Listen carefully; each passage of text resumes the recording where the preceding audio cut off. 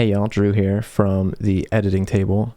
This video is the assembly manual for the standard 4x5 version 2. And before you get started, I wanted to mention a couple things that you should know going into the instructions. So for starters, you will only need two tools to complete your assembly. The first being a 2.5mm hex driver. Mine is on a ratcheting screwdriver, but this would also be like an Allen wrench, 2.5mm Allen wrench with a little L shape, and I will show one of those as I'm talking here. And then the other tool that you might find yourself needing a couple times are a good pair of pliers. You might also see a pair of tweezers floating about during the assembly. The pliers will do the same job a little bit better. Also, you should not use any electric tools during the assembly. You need to be able to feel as you're tightening and loosening parts. So make sure that you're using a tool that's not electric. Also, the electric tools have a really high chance of damaging the parts, which you also, of course, do not want to do. And then lastly, make sure that you're watching each step all the way through to the end before you get started. This is a great way to familiarize yourself with a step if you're not totally sure what's getting done in each process. It's also going to help you make sure that you know what parts and hardware that you're going to be using, which is always going to be displayed in the bottom right. And then once you've watched it all the way through once, you can jump back to the beginning and work alongside the video to build your camera. But with that, I will pass it back over to Past Me, and you can get started right away. So the first step, we are going to mount the rail end caps to the rail of the 4x5. So let's get together everything that we need. You're going to need the aluminum rail. You're going to need your two rail end caps, and then you're going to need two M3 20mm socket head screws. So you can see these here. And this is everything you're going to need. So we'll just go one side at a time. What you're going to do is you're going to take the end cap and you're going to insert it into one end of your rail. And you'll see it's got a little bit of a loose fit. And so what you're going to do is take one of your screws and put it in there and then screw it in.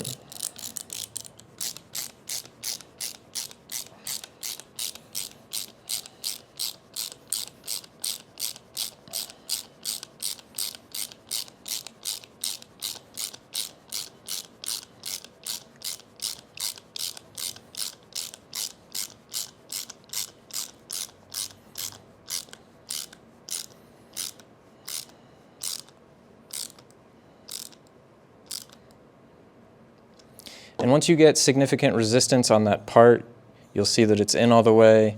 The other thing you can notice is it is under flush. It goes inside of the 3D print. It should not be sticking out of the 3D print at all. And basically what this part is doing, there's a little bit of a gap that you can see, and what's happening is the screw goes in and it pushes those two sides of the 3D print apart, and the sides create force on the inside of the rail and hold it in position. The other thing you want to make sure is that you're applying force to the 3D print as you're doing this, so that there's not a gap between the aluminum and the 3D printed cap. It's mostly an aesthetic thing, but that gap might lead to something getting caught on it and pulling the cap all the way off.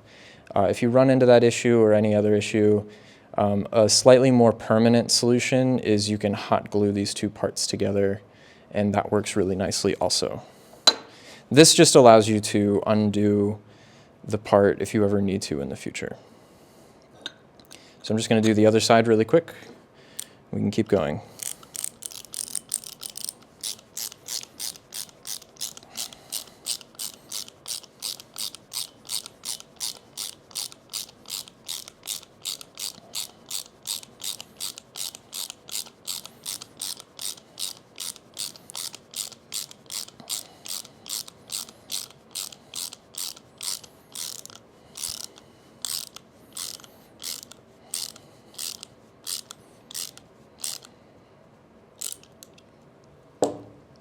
And just to show you, on the other side, we've done the same thing. It is under flush, and there's no gap between the two parts. So we can set this aside for the moment. We'll come back to it in a little bit. Okay, so the next step is we're going to place some bolts inside of the front and rear standard mounts. So you're going to look for your three parts that look like they would couple with the rail. I'll show you a top-down view here. And you'll notice that two are symmetrical, and then there's a third one that is not. Put away that third one for the moment. It also already has a 1/4 inch 20 T-nut mounted inside of it. We don't need that one just yet. So we're going to take these two. These are your front and rear standard mount. And we also need two 35mm hex head screws. So the hex head is exactly what it sounds like. It's a hexagon-shaped head as opposed to the socket head that we used in the previous step. And I will be using that terminology throughout the instructions. So just so you know the difference, you can also reference the difference on your hardware reference sheet. Okay, so if you look in the underside of your standard mounts, you'll see there's a little bit of a hexagon-shaped opening. And what you're going to do is you're going to feed one of your bolts into that hole from the back side. I'm kind of just like using my fingers to guide it in correctly. And so you're going to get it in there. And so what you'll see is it's sticking out of the top. And this is correct. If you put it in the other way, that's incorrect. And the main thing that you'll notice is that hexagon shape creates what we call a captive nut. And so that captive nut is going to prevent this bolt from rotating later on in the assembly. So we're just going to do that for both pieces. And then the other thing that you want to make sure inside of here is that it is, again, under flush. You don't want this sticking out like that into the rail channel, because it will get in the way of the rail. So you want to make sure that it's all the way properly seated. Okay, and with that, you can move on to the next step, which is we're going to slide the mounts onto the rail. So go ahead and grab that third rail mount that I mentioned before. Grab your rail. And we're actually going to start with that third one that we haven't used, that it has sort of a triangle shape. And you can slide it on either way, like that. And what you're going to want to take note of is on each of the mounts, there's going to be a hole, and on one side it's round, and on the other side it has that hexagon shape. This is another captive nut situation, and the front and rear standard mounts also have that same assembly. And what you'll notice, you want to put basically all the hexagons on one side and all of the holes on the other side, and you want them to kind of match so that they create this nice coupled situation that we have here. So you can see it here as well. See, these all three are holes, and then on the other side it's all hexagons. And these should move relatively freely at this stage. We'll put some hardware in that allow them to tighten down here in just a second. Okay, next step, we're going to need our rail assembly, and we will need 3 50mm hex head screws. So these are going to be a little bit longer than the two that we used before. So I'll grab those now. And same situation, find the hexagon side of your mounts, and that is the side that you're going to mount these in from. And you want to make sure that they're properly seated with that hexagon shape. And again, these are a little bit, there's under flush. They sit just inside of the 3D printed part, as you can see there. And I'm going to put all three on here. And so that's your rail assembly done for the moment. You can set it aside. We're going to come back to it after 1 or 2 steps. Okay, so this next step, we are going to place all of the square nuts inside of all of the knobs for the camera. So you have 2, 4, 7 knobs ahead of you. You should have 2 that are large. These are your rail knobs. You have 2 that are mid-size. These are for your front standard. And then you have the other 3. These are the 3 that are going to go onto the assembly that you just set aside. So to complete this assembly, we have 7 square nuts, 1 for each knob. And basically what you're going to do is you're going to take one of your extra M3 bolts that you have set aside, and you're going to partially thread one of these square nuts onto it so that it looks a little bit something like this, just a little bit, just on the end there, barely. And what you're going to do is you're going to line up the square of the opening in the top of each of these nuts. I'll show you on this one. And you're going to match it with the square of the square nut. And with that little bit of extra leverage that you get with that bolt, you're just going to guide it in. So you can see that silver down in there.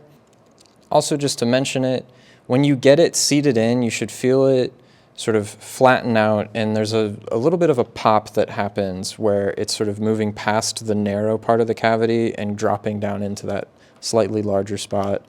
So not only can you kind of feel when it has gone in properly, you can also hear it a little bit. Okay, back from the editing table really quick. Let's say you're having a hard time getting your square nuts into your knobs. I'm going to show you a little trick that you can do to get them on a little bit easier. So I'm going to take one of my hex head screws that I've not used yet, and I'm going to put one of those washers on it.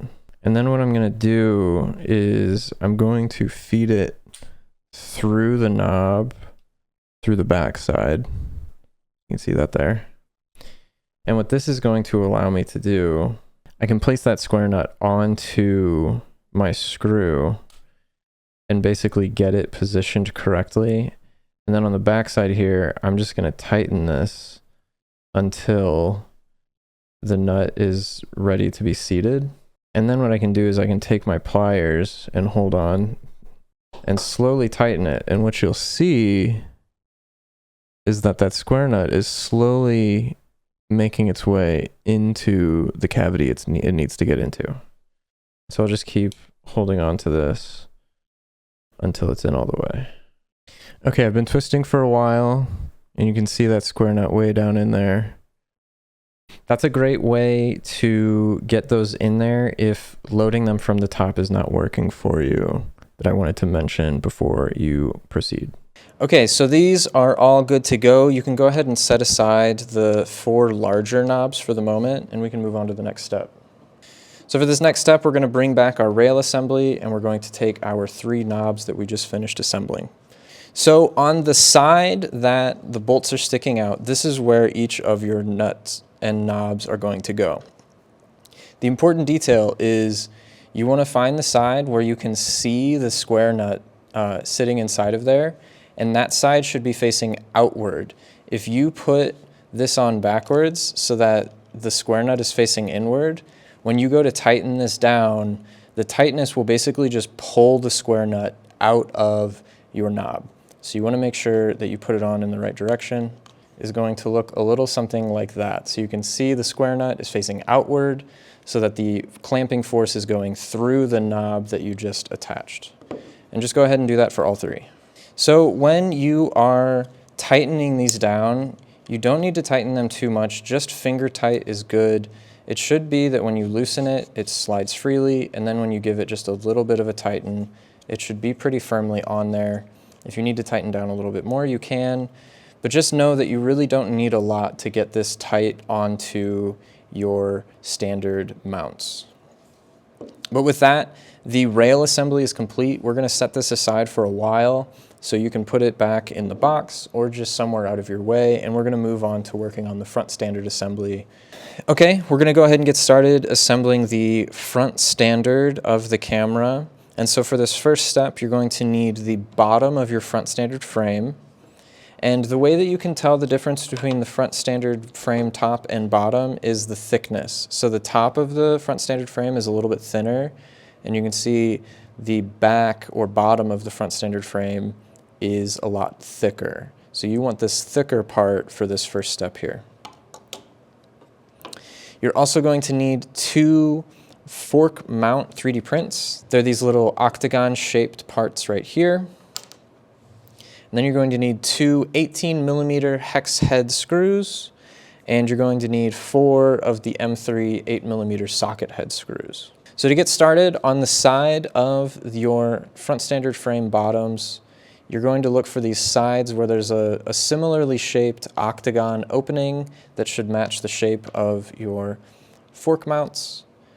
And we're just going to locate one of these and work on one side, and then we will work on the other side. So let's just take note of that. And the first thing you're going to do is you're going to go ahead and grab one of your fork mounts and one of your 18mm hex head screws. And you're going to attach your 18mm hex head screw to your fork mount. And you want to make sure that you attach this going in from the right side.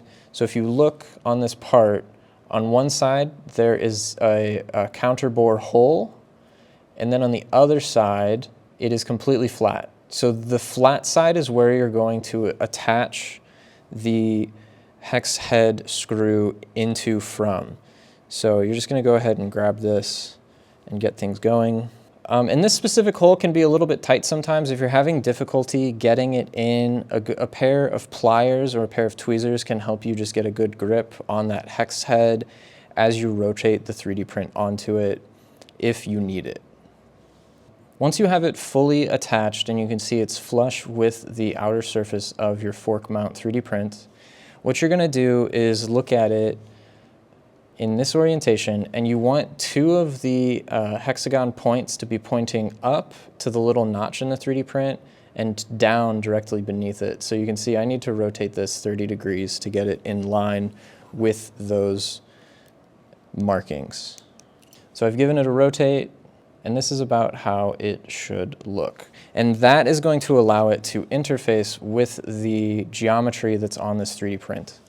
And so now with the notch, the little notch in the fork mount facing upward, we're going to attach these two parts together just like this.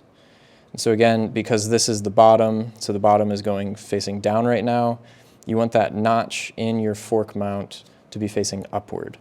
And then with these two counterbore holes, you're going to take two of your M3 8mm socket head screws and attach this part a little bit more permanently.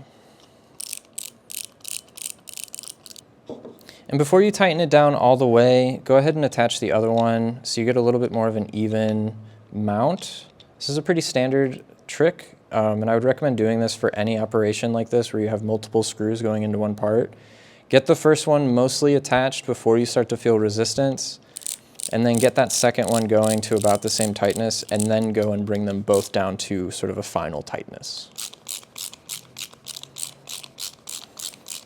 Okay? So this is how it's going to look when you're finished. This is another part that you want to be flush, so you see when I'm looking at it perfectly at 90 degrees, I can no longer see those two socket heads sticking out. You want to make sure these are under flush just a tiny bit. And I'm basically just going to go ahead and do the exact same steps on the other side, so I will show you all what that looks like when we're done here.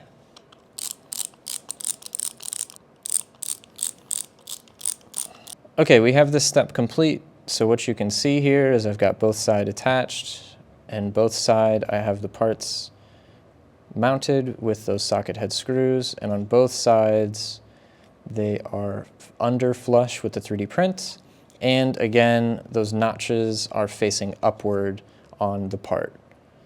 And those are your critical details on this, and once you have that done you can go ahead and move forward. Okay, so this next step, you're going to be mounting a bunch of M3 lock nuts into the front standard frame bottom piece that we're currently assembling right now. So the top is this side that has the open channel on it, which means that the bottom is this side, and you'll see that there are 6 hex-shaped openings, and that's where those 6 M3 lock nuts are going to go.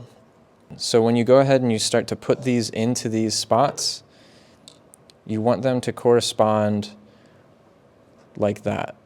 So you'll see this, again, this is the bottom surface of your front standard frame, and that is the bottom of the lock nut. You want the nylon to be facing upward when you're holding it like this.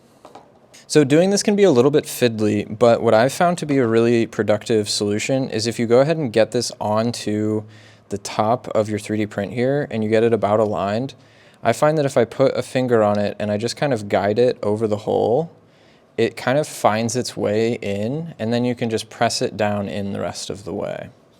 I would recommend giving that a try. Sometimes it takes a couple tries. If you get it sort of like in there but turned, just don't apply a bunch of force. Use your tweezers or some pliers to pull it back out and try again. And I'm going to go ahead and get all of these in here really quick. So one other trick, let's say you've got one of these and you're going to put it in and it's just really not wanting to go in. You can get it part way in, but you can't seem to get it all the way in.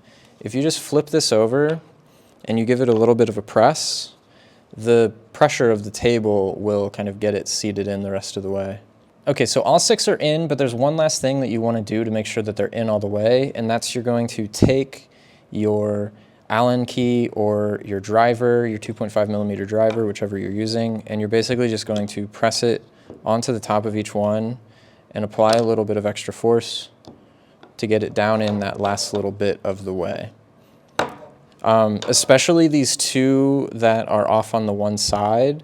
These are a little bit of a deeper cavity, so these are ones that you want to make absolutely sure are in all the way. These four are not quite as deep, but it is still important that you make sure that they're fully seated before you proceed. And that is those 6 parts mounted, and you can go ahead and move on to the next step. Okay, so for this next step, you are going to need the front standard frame assembly that you've been working on so far. You're going to need your front standard frame O-ring, and then the top of your front standard frame. And we're basically going to combine all 3 of these together. And then for hardware, you'll also need 4 M3 16mm socket head screws. So these are one of the larger sizes. Again, just double check your hardware reference sheet that you're using the correct ones. So to get this going, you're first going to start with the assembly you've been working on, and you're going to grab your O-ring, and you're going to set it into the channel that you can see in your front standard frame bottom piece. It's important to note that this is only going to go in one way. It's a slight rectangle. So if you try to put it in like this, you'll see it doesn't quite match. So if it doesn't quite match for you, just give it a 90-degree turn and it should go in just fine. Once you have that on there, you're going to use the front standard frame piece, the top piece, and you're just going to set it on top of the assembly. We haven't mounted it together just yet, but this is the core of your front standard frame. Another thing to mention here, this will attach backwards, or rather upside down. And the way that you're going to know that it's upside down is the circles, this small inner circle and the large outer circle are going to be not in center with each other. So you can see there's more visible here, and you can see that they line up perfectly up at the top. So if you've done this, you know you have it upside down. So go ahead and take it off and just give it a 180-degree rotate. And so now what you'll see is that they have the same center point in the middle here. You can see the same amount of space around the entire 2 rings. So now, looking at the top of your front standard assembly, you will see that there are 4 holes on this assembly that have counterbores in them. And that is where your 4 pieces of hardware that you've pulled aside, your 16mm socket heads, that's where those are going to go.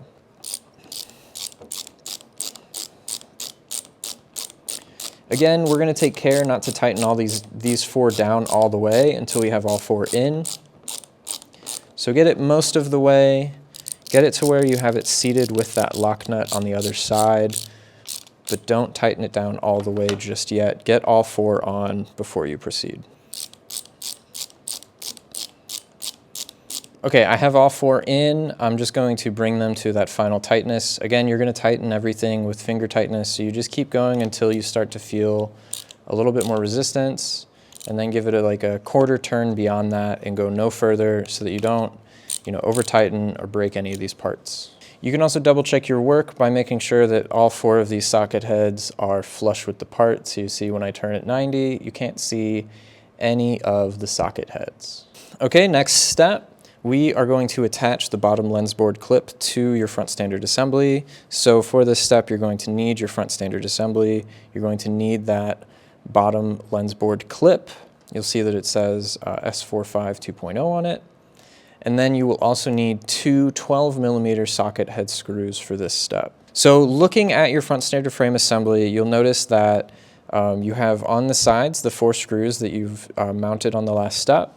And then you'll have one side that's that's flat and parallel with the table. And then you'll have one surface that's at a slight angle. This slight angle part, that is the top of your assembly. And then this is the bottom of your assembly, the side that's parallel with the table. And that is where this bottom lens board clip is going to go. Also conveniently, you'll notice that the hole pattern is not the same, so you can kind of guarantee that you're putting this clip in the correct spot by making sure that the hole pattern actually lines up. So you'll see these line up with each other perfectly. You also want to make sure that the text is facing outward, and if you have it sitting in front of you like I do, like this, I can read the text. If you put it on like this is incorrect. If you put it on like this to where you can't see the text, this is also incorrect. So just make sure that you can read the text. And then from there, you're just going to use your 2 socket head screws, the 12mm, to get this mounted, again, finger tight, and you're good to go. And again, I'm mounting this part way, and then I'm going to get this other bolt in, and once I have both in, I will bring them both down to that sort of final finger tightness. So for this part, I haven't fully tightened it down just yet, but what you can see is there's a slight gap between the top and the bottom of your front standard frame assembly. On this side, I've tightened it down all the way, and you can no longer see that gap. That is about the tightness that you're looking for with these two parts on the bottom here. And once you've achieved that where the gap is gone, you can you can stop tightening. This is tight enough, basically. So you can see now that gap is completely gone. Okay, for the next step, we're going to attach the top Lensboard clip. So for this step, we're going to continue to need our front standard assembly as it's growing. We're going to need the top Lensboard clip. We have two 20mm socket head screws, and then we have two M3 washers. So again, like we mentioned before, you will have your top Lensboard clip. It's important to make sure that you're using the correct part. There's another clip, a Graflok clip. There are two of those. So if we look at all three of these here, you'll see that the Graflok clips match each other, and then that Lensboard clip has slightly different geometry. Make sure you're using this one. Again, the hole pattern does not match, so if you go ahead and line these up to the holes that we're mounting to, you'll notice that the Graflok clips have a different hole pattern, and so they wouldn't actually be able to mount to this anyways. So there's a little bit of some checks and balances in place in the actual geometry of the camera. So basically what you're going to do is very similar to the bottom Lensboard clip. The difference is this needs to have a little bit of tightness, but it still needs to be loose enough that this can slide open and closed. This is how you're going to mount lenses to the front of your camera. So what you'll do is you'll take one of your screws, you'll take one of your washers, and you will put the washer onto the screw, and then just do that for both. So getting these clips attached can be a little bit fiddly because of the channel. They like to kind of rotate and slide. So what I like to do is I will feed one of the parts through the clip, and I will kind of hold it from the underside here and line it up with the hole, and just get this one part way in. You don't need to go very far, just far enough that it's actually seated. So now this isn't going anywhere. And then with it sort of pushed all the way up to one side, you'll notice that you can see the hole on the other, and we can just get this other screw mounted. So that way you don't drop anything. Everything is kind of in place right now. I just need to tighten these two screws down.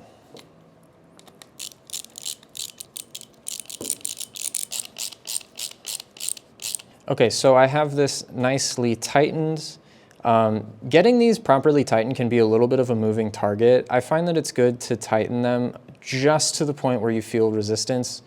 You really don't want to over tighten these at all. And what you'll find is when you just barely start to feel resistance, you'll find that this becomes really stiff. And so what you can do from there is you can basically walk your tightness back just tiny little increments, like an eighth of a turn at a time, until you get to the point where with one finger you can slide it open and closed.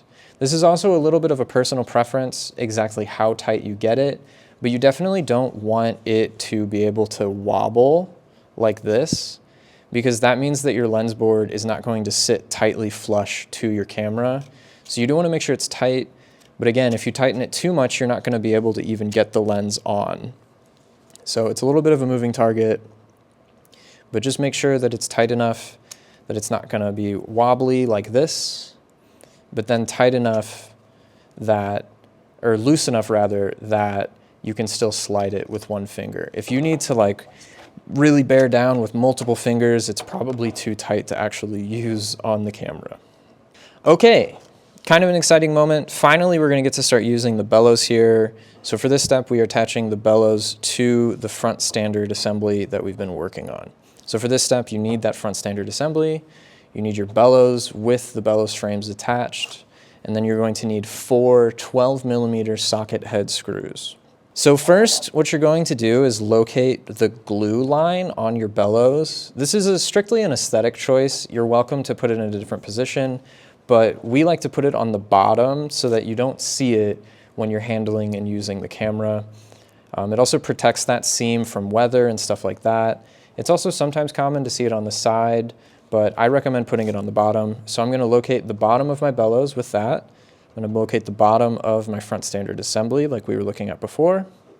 And I'm just going to drop this onto the bellows like this.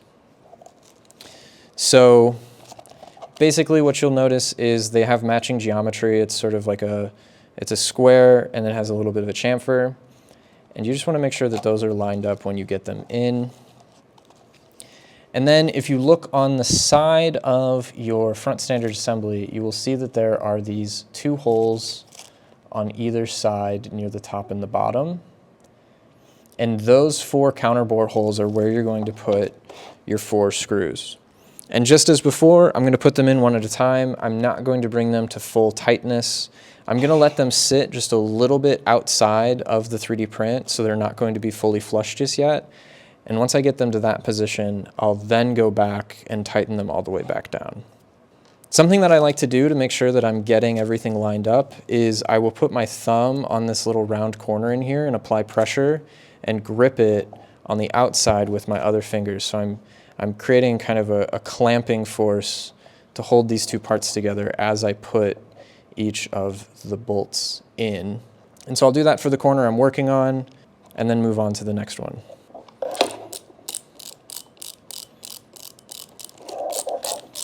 So once again, just to note it, you'll see that it's still a little bit proud. It's a little bit just outside of the 3D printed part. Leave it like that until you have all 4 in and just make sure that everything's properly seated before you go and tighten them all the way down. Again, I'm applying that clamping force on the inside, pressure on the outside.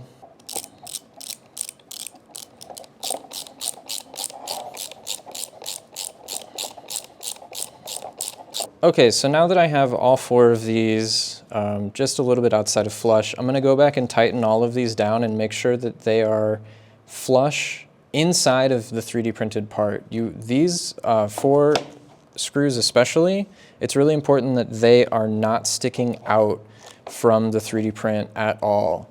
So just make sure that you bring them in tight enough that they are inward.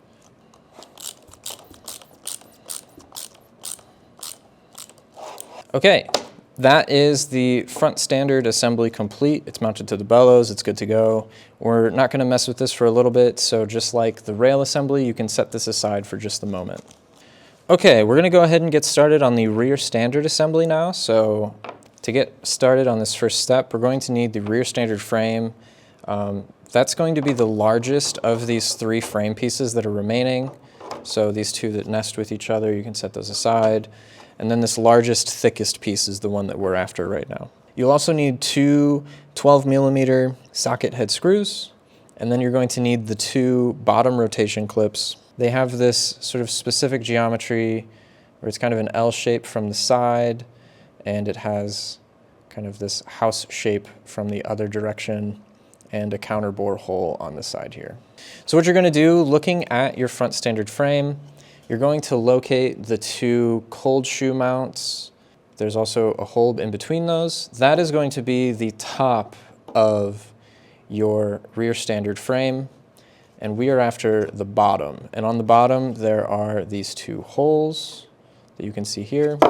And that is where we're going to be putting these bottom rotation clips. So what I like to do to get started here is find that counterbore on your rotation clip. It's on the outside of the L.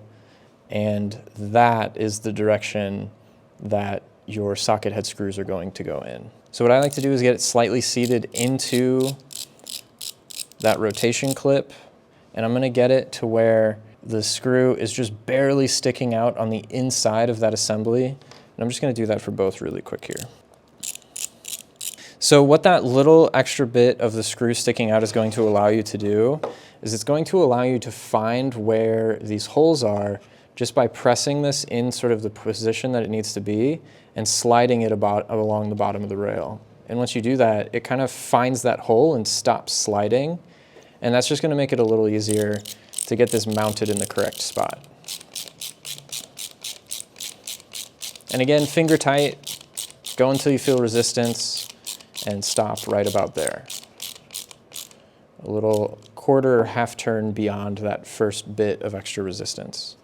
You'll also notice that on the sides there are also holes, and you don't need to worry. Just like with all the other parts, they have a slightly different hole geometry pattern to where the holes don't quite line up. So if you feel like you are forcing something to go together, you're probably in the wrong spot. Give it a rotate, and it should seat with that hole just nicely because the geometry actually matches. Okay, it's worth noting that the design of these is that they do sit a little bit just outside the 3D printed part. So if you see that they aren't flush, that is intended. Don't worry, don't panic, don't try to keep tightening. It is meant to be a little bit proud on the bottom here. Okay, for this next step, we're going to be attaching the top rotation clips to your rear standard assembly. So for this step, you're going to need your rear standard assembly as we've been working on it. You're going to need those 2 top rotation clips. You're going to need 2 16mm socket head screws and 2 M3 washers. And so similar to before when we were using the washers, just go ahead and get those mounted to your screws before you proceed. Look a little something like that. And then if we take a look at these top rotation clips, you'll see there's sort of a long shape with a hole on one end. And on one side, there's a little bit of a bump. And then on the bottom side, it's perfectly flat and smooth. That bottom side is going to be sitting flat on your rear standard here. So on the rear standard itself, you will find these 2 holes that are on sort of the top surface here. And those are the 2 holes that you're going to be attaching these to. So take your washer and your screw, put it into that rotation clip so that the bolt is sitting on the same side as the bump, and then that is going to get screwed into one of these holes on the top of the part here. So this is another part where you want it to be able to actually move. This rotation is going to allow you to pick up the rear standard frame and rotate it so that you can change the orientation of your photograph from landscape to portrait. So you want this to be able to rotate freely, but it needs to be tight enough that it doesn't just flop around when you're handling the camera. So I've gotten a pretty good tightness here. It's firm enough that it's not going to go off on its own, but it's still loose enough that I can rotate it with just a finger. And then we're going to go ahead and do the same thing with the other part in the other hole on the other side of the camera.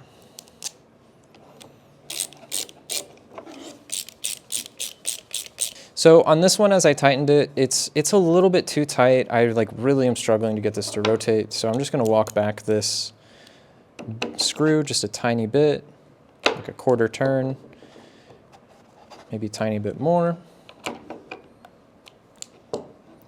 And so now it's working freely. I can move it, but it's still tight enough that it doesn't move around as I'm handling it. Okay, so for this next step, we are going to be attaching the bubble level to your rear standard assembly. So you're going to need your rear standard assembly. You're going to need a bubble level. You're going to need basically your bubble level cover. And then you'll have 2 8mm socket head screws that attach your bubble level cover to the assembly. So again, if we look for those 2 cold shoe mounts that are on the top, you'll also notice there's a hole and 2 smaller holes on the top here.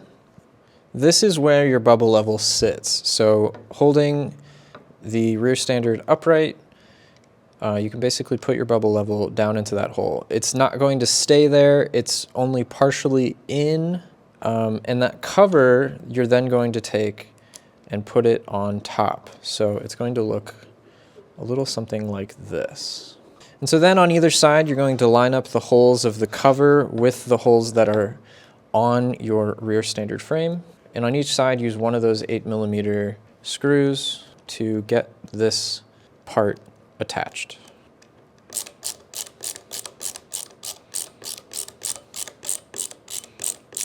And once you have those 2 screws finger tight, you're good to go. You really don't need to overdo this one since this is mostly just here to hold this bubble level in. Very little force is needed to keep this assembly held together. Okay, so this next step, we are going to attach your rear standard frame to the bellows slash camera assembly. So to do that, you're going to need your front standard and bellows assembly from before. You're going to need your rear standard assembly so far, and you're only going to need 2 8mm socket head screws to complete this assembly. So for starters, we should take note of a couple features on the rear standard frame. First and foremost, you have these 2 holes here on either side, and this is where you're going to be using your 2 socket head screws to attach. The other thing I want to call attention to is a little bit hard to see, but down in the bottom inside of your rear standard frame, there's a little bit of a lip.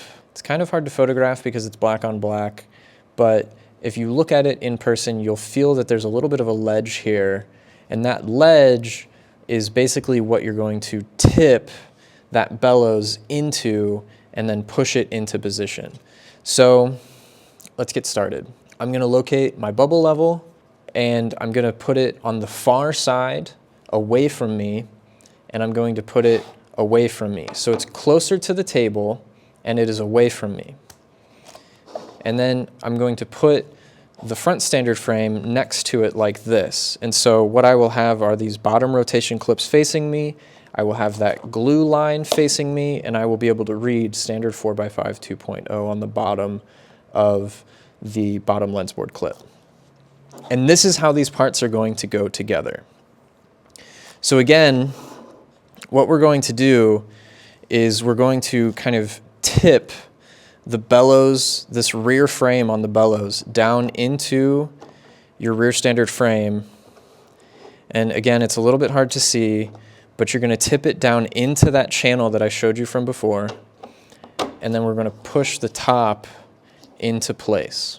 And so if we look on the inside, there's an important detail here that's going to help you verify that you've mounted everything fully seated. And basically what it is, you'll see that there are these 2 indents that will ride along each other. And so if I push this out a little bit, you should be able to see, again, it's very hard to tell because it's black on black, but you should be able to see that this is not in all the way. And if I push it up, it's then sitting flush. And you want those 2 sort of beads to be running flush with each other all the way around the camera. Additionally, at the top of the bellows and rear standard assembly, you should see a little beam of light down in there, and that is the hole that is on the top here. You see the 2 holes on the top where we're actually going to be putting those 2 screws in. And something that I like to do is I will actually put my thumb or my finger down in that spot right there on the bellows frame to hold it down in position as I put that screw into that hole. So that's exactly what I'm going to do here. Again, make sure that you have this pressed all the way down.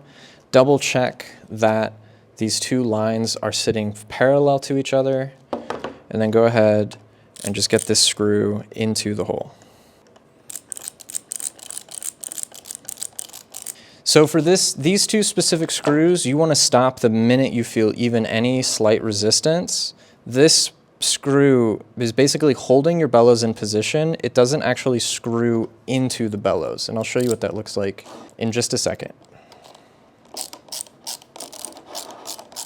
So if I give you a little closer look here, you can see just inside here that that screw is sticking out, and basically what it's doing is, if this is your bellows and it's kind of mounted into your camera, that bolt is coming in and holding it in position and keeping it from falling out.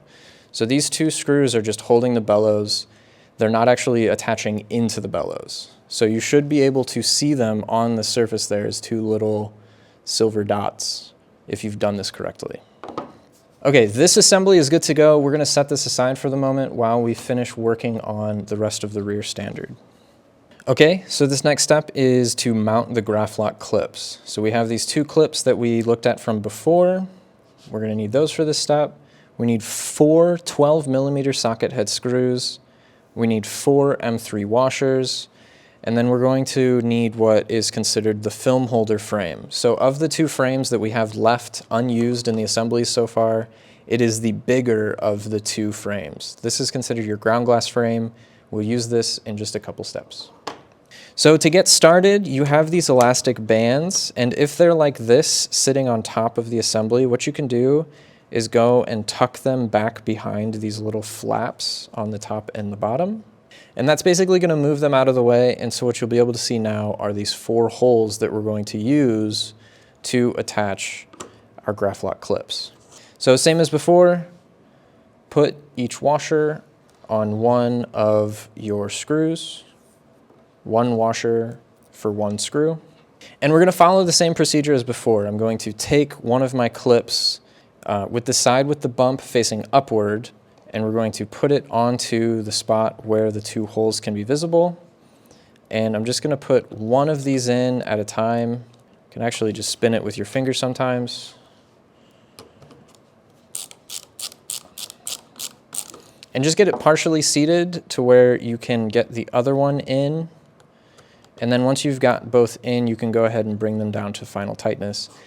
Same principle as before. You want to make sure that this can slide with the use of 1 finger, but you don't want it to be able to wiggle along its axis. So that's what I'm going to do right now.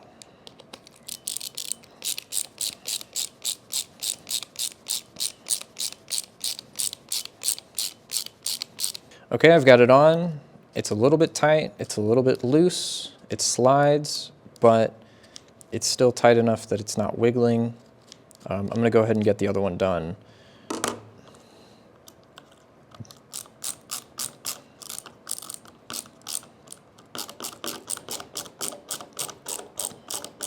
Okay, I've got these on.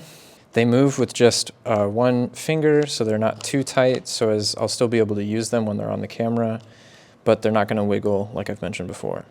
That's everything that you need to do to the film holder frame, so we can set that aside for the moment and move on to the next step.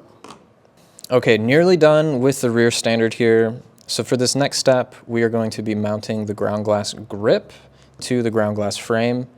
So you have your ground glass frame here. It's this last frame that we have not touched just yet. You have your ground glass grip. You can see that it says S45 2.0 on the top face. And then you're going to need 2 12mm socket head screws to complete the assembly. So if you go ahead and look at the top of the ground glass frame, you'll see that there are these 2 indents. And then on the one side, you'll see that there are these 2 holes. These are the 2 holes that we're after. Those should match up with the hole pattern on your grip piece. And it's important to note that we get this on in the correct orientation. So if I were to put this like this to where the grip is going over the ground glass, this is incorrect. We want to make sure that it is facing outward. And the way that you can kind of be sure that you have it on correctly, text is facing up, the grip sticks out past the edge of the ground glass frame, and not only does the whole pattern match, but also this little indent matches with the indentation of the frame. And so this is how we're going to get this mounted, finger tight on the 2 screws, and that's really all there is to it.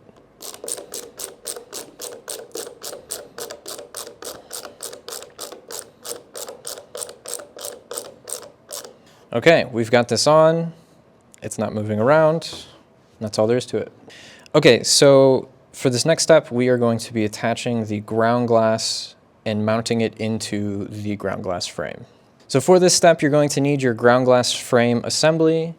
You're going to need your ground glass. You have these 2 ground glass locks. They're little clips that are going to hold the ground glass in place.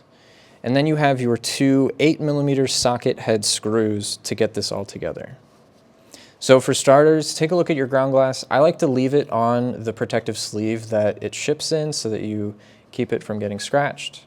And what you're going to do is hold it on the edges so you don't get any fingerprints, and just inspect it. What you should see is that one side is shiny, and then the other side is kind of frosted. It also has the laser etching on it.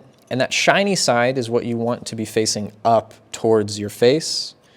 And so you'll see that you can see the text. The shiny side is facing you. This is the correct orientation of these 2 parts. The other thing that you want to take note of is in the corner, you'll see that there is a little Standard Cameras logo. that should be in the bottom left of your assembly. So if I have my ground glass frame sitting in front of me like this, with the S45 2.0 facing that direction to my right, with that ground glass frame set up, the logo on the ground glass should be in the bottom left corner. And basically what I'm going to do is just kind of carefully drop that in, and it should just seat in nice and perfectly. If it doesn't go in all the way, use one of these parts that we haven't touched just yet and just drop it in there. So once you have this ground glass in here in the correct orientation, set that aside for the moment. And what I like to do is get my 8mm socket head screw mounted into these clips before I go ahead and put them into the ground glass frame. And so if you look at this part, you'll see that on one side it has a very slight counterbore, and that is the side that you're going to want to put your 8mm socket head screw through, so that that counterbore can accommodate for the head of the screw, similar to what we've done before. And so then what you're going to do is you're going to see that that indentation lines up perfectly with the geometry of your clip, your little locking piece that holds the ground glass in. And you're going to get that in position just like that, and you're going to screw it all together. So same as we've done on everything else, you just want it finger tight. You'll see that the part will kind of clamp down and flatten just a little bit, and that's basically going to hold your ground glass into the correct position and prevent it from falling out and breaking. And once you have that, just go ahead and do it on the other side in the exact same way. And that is your ground glass frame assembly complete. Okay, so now all we have left to do is to complete the rear standard assembly, and for this we're going to need the main camera assembly, which is the front standard, the bellows, and the main rear standard frame. We have our film holder frame, and we have our ground glass frame, and we're basically going to start nesting these together. So for starters, let's get our ground glass frame and our film holder frame set in front of us. We're going to get that S45 2.0 text on the ground glass frame pointed to our right. And then on the film holder frame, with the Graflok clips in the open position, so you'll see if they're pushed in like this, they get in the way of this channel. So we want these to be in the open position, so they're out of our way. And there should be an opening on the right-hand side to match the text on the right-hand side. There's sort of 3 walls on this part and an opening on the right-hand side. And basically what you'll do is you'll slide this into position, and you'll see that it has kind of a nice fit. There's a little bit of some looseness. That is on purpose. You want this to float just a little bit freely on the back here. And so that is how that goes together. And the way that you get these to stay together is with these elastic bands that we moved out of the way earlier to get these Graflok clips on. So the way that that works is you will grab it, and you'll notice there are these 4 little bumps on each corner of that ground glass frame. And those are going to help you grab a hold of these elastic bands. And basically these elastic bands function as like a spring steel, if we get all 4 attached here. And that allows these 2 parts to be sort of attached together. They don't come apart, but when you go to load your film holder into the camera, it springs out of the way to allow the film holder, let me give you a better view here. It springs out of the way so that you can get your film holder in there and make your photograph. So once you have that, grab the main assembly and flip it upside down so that the front standard is touching the table. And again, what we're going to do is we're going to find the bubble level, and we're going to turn it so that it's facing away from us. And then you have these 2 rotation clips that we attached earlier, and take those and move them so they're pointed out diagonally away from you so that you have clear, uninterrupted access to this channel. And then our film holder and ground glass frame attached together, take that S45 2.0, point it to the right, and that's going to come in. And what we're going to do here is with these rotation clips, we're basically going to kind of tip it in. We're going to tip it in underneath those. and press it down. And so these hold the bottom so that they don't fly out. And then on the front, if we slide these onto the top of the camera, so you can see if I hold it in the correct orientation here, you can see that they are holding the film holder and ground glass frame onto the main assembly by rotating onto the top. And so this would be the orientation that we would hold the camera in if you were going to make a landscape orientation photograph. Just to show you very briefly in the middle of the assembly here, if we rotate these back out to that diagonal position, we can tip this and slide it back out. And then if we rotate it 90 degrees so that we're in a portrait orientation, we can slip it in and it drops in. And when you're in portrait orientation, you don't lock it on the top like this. You'll notice that they don't like to close in all the way. What you'll do instead is lock these onto the side, and it does the same job just on the side instead of on the top. But for the time being, we're going to leave it in that landscape orientation just for consistency. Okay, this is sort of the main assembly of your camera ready to go. All we have left to do are the forks, and then we can put it all together. So for the time being, just take your main camera assembly and just set it aside. We don't need it just yet. Okay, home stretch. So all we have left to do are assemble the forks of the camera, and we're going to start with the front standard fork assembly here. So to do this, you're going to need your 3D printed front standard fork piece, and the way that you determine which is which, the rear standard has the wider fork and the front standard has the more narrow fork. So you can see that here. This is the one that we want for the front standard. For the actual carbon fiber pieces, these are also the shorter pieces. They also have this channel that you can see. That's how you're going to determine that you're using the right parts. Basically, in short, the front standard uses the smaller carbon fiber pieces and the smaller 3D print. You could set aside these larger pieces for just in a moment when we do the rear standard fork assembly. Additionally, you're going to need 4 M3 washers and your 4 M3 16mm socket head screws. So to get started, we're just going to take a look at the geometry of this 3D print. You'll notice that on each end, there's kind of this little grabber channel, and that is where you're going to be attaching those carbon fiber forks. And if you take a look at one of the carbon fiber forks, you'll see that they have the same hole pattern on them there, and that matching hole pattern is actually what's going to hold these two pieces together. So with these carbon fiber pieces, let's take a look at these really quick. You'll notice that there's a shiny side and there's a matte side. You want the shiny side of the piece to be facing outward. So let's get started here.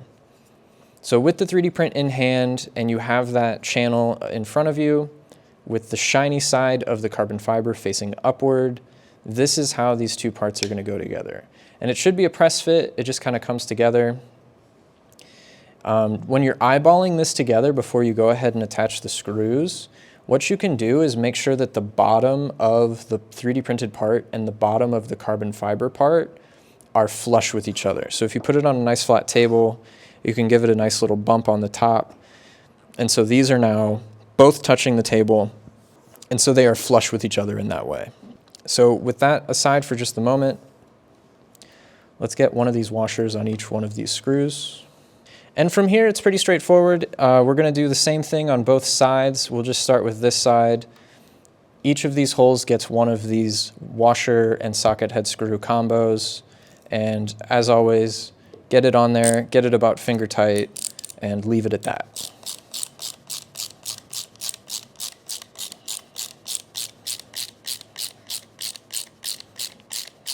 So I have this side attached. I'm just going to go ahead and do the same thing. Again, make sure that the shiny sides are facing out.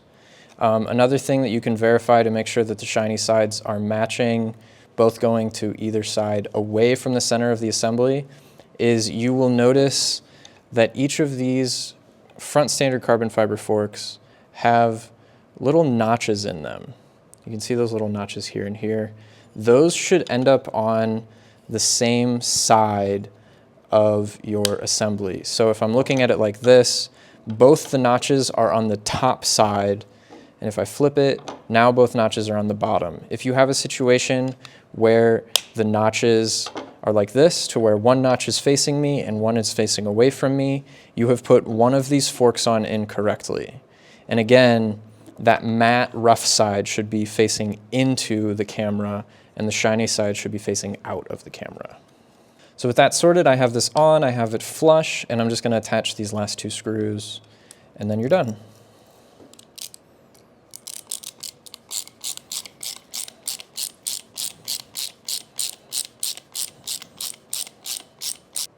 Okay, and that's it. You've got the two sides on, shiny sides out, and all four screws are tightened just a quarter turn past finger tight. And this is good to go. Okay, so for this next step, we're going to get this fork attached to our main camera assembly. So what we're gonna need for that is the main camera assembly. We're gonna need this front standard fork assembly that we just completed. And then we're going to need the two smaller knobs of the four that we have remaining unused. So we'll set aside these two larger ones for a step in just a second, and we're gonna need these. So to get started, let's put the front standard frame just in front of me like this. I can see the S45 2.0 text facing me and I can read it. And what we're gonna do is on our fork, we're gonna locate these two notches and have them facing us.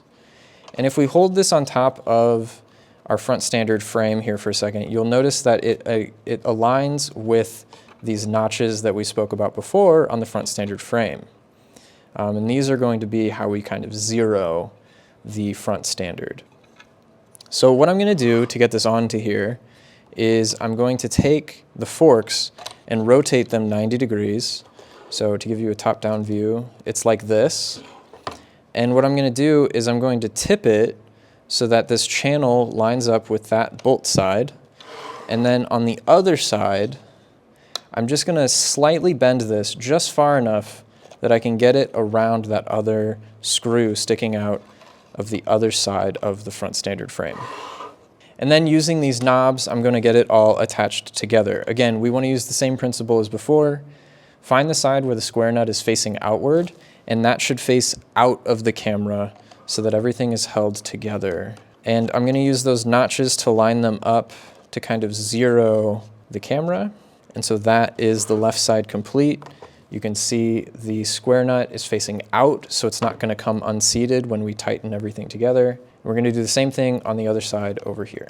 Again, find that notch, line them up, and give this just a nice finger-tight twist. And now this front standard fork is attached to our camera assembly. We can set this aside for the moment. We'll need it, but only after we're done working on this next step. Okay, so this next step, we are going to put together the rear standard fork assembly. So to do this, we need our rear standard fork 3D print. We need our two carbon fiber rear standard fork pieces. We need 4 M3 16mm socket head screws, and we need 4 M3 washers. So to get started, just like the front standard, we'll get one of these washers on each of the screws. And just like we did on the front standard, we're going to locate the sides of our 3D printed part, and we'll find those two holes on the side, and then we will locate the same geometry hole pattern on our rear standard carbon fiber pieces. So if you look at the hole patterns on this, you have two far apart holes and then the two close together. Make sure that those two close together are on the bottom to go along with these two holes on the 3D printed part. You don't want it like this. One of these holes will line up, but then you won't have anywhere to put that second screw, so just make sure that you have this on in the correct way. Just as before, shiny side facing outward, and then along this bottom, these should be flush with each other. So what you can do is get them pressed together, and then put it on the table, and press it down so that they are flush with each other. And then from there, two screws, finger tight, you know the drill.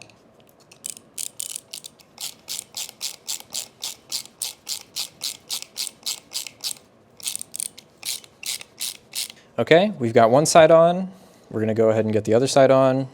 Shiny side out, bottom flush, two holes on the carbon fiber piece to match the two holes on the 3D print.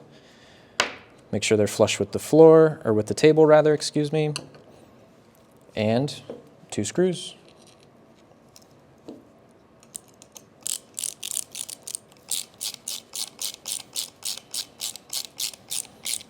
Okay, that's the rear standard fork complete. I've got everything nice and tightened up, and we can go ahead and move on to the next step. Okay, nearly there.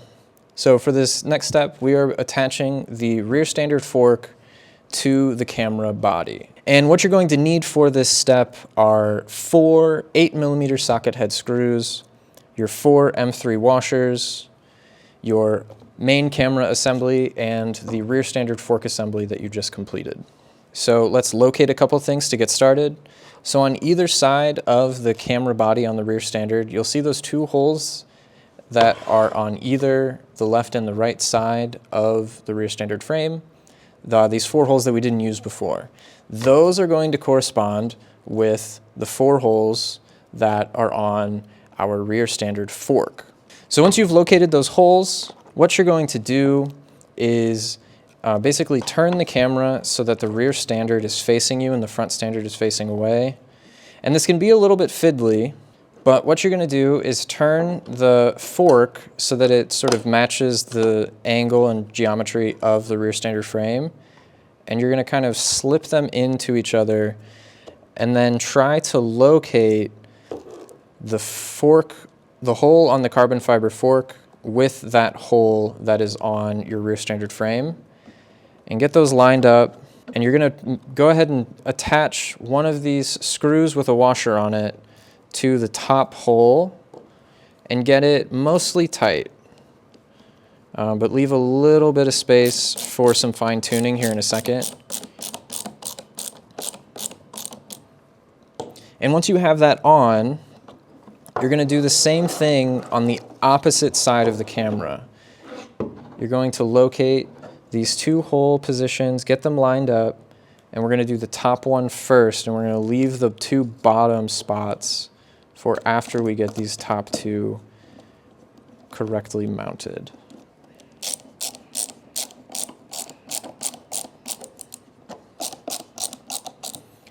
Okay, so I have the bottom 2 on, but they're not fully tight. There's a little bit of some wiggle left so that I can do some fine tuning here. And I'm basically going to go ahead and just do one set at a time. Now that everything's lined up, I can get this bottom one on after I get the holes lined up. And I'll bring these 2 to full tightness, and then I'll switch to the other side and tighten up the other side. Again, just finger tight. You don't want to over tighten these. They're just holding everything together. They're not going to see a lot of mechanical forces or movements. And so yeah, now we're just going to do this last screw on the other side and then bring these 2 final screws to complete tightness. Okay, once you have those 4 screws tightened together, you can turn it on the side so the forks are on the bottom. And we're nearly there. We only have 1 step left. Okay, so for this final step, we have the 2 remaining largest knobs that we haven't used yet. We have our rail assembly, and then we have the main camera assembly with the forks attached that we just finished doing. Now, before we get started with this step, you're going to have to ask yourself a question, and it's worth noting that you can change your mind later. It's super easy to change this decision, but something just to think about as you're doing this final step is, are you right-handed or are you left-handed? And what I mean by that is, do you want these knobs to be facing to the right so that you loosen and tighten them with your right hand, or do you want them on the left side of the camera so that you loosen and tighten them with your left hand? I am a righty, so I'm going to have them on the right-hand side, and I'm going to take this rail and I'm going to put it in front of me, facing away from me, with the knobs that I just tightened and loosened pointed out to the right. So next, I'm going to just take note of these 2 bolts that we attached very early on in assembly, and then what I'm going to do is take note of the 2 channels that are in the front and rear standard forks.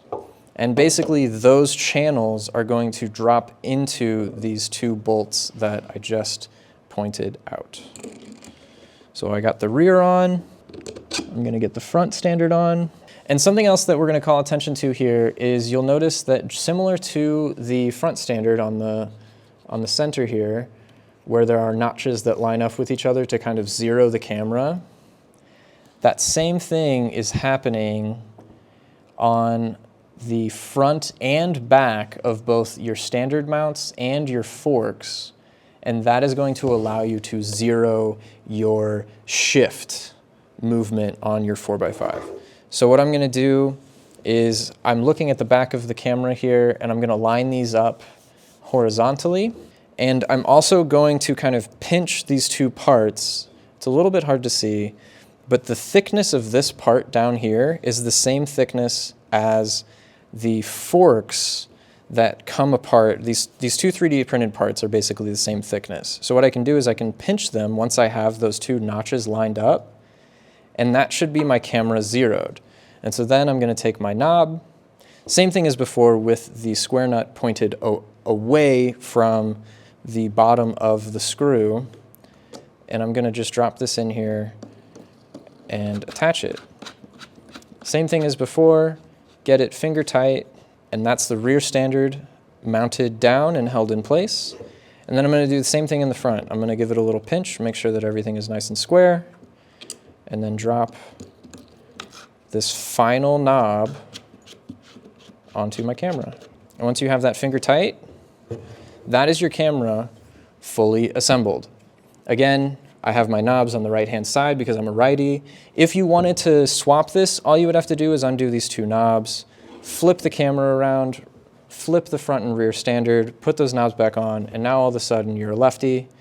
But that's it. Now that you've got it all done, you're ready to go. You're ready to go make some photographs, stick a Linhof Lensboard with a lens on it, grab some film holders, load up some film, and you're good to go. You can go make some photographs. You have successfully built your own 4x5. I hope this was helpful. If you have questions, you can always email me or leave a comment down below. I'll get back to you as quickly as possible. And happy shooting.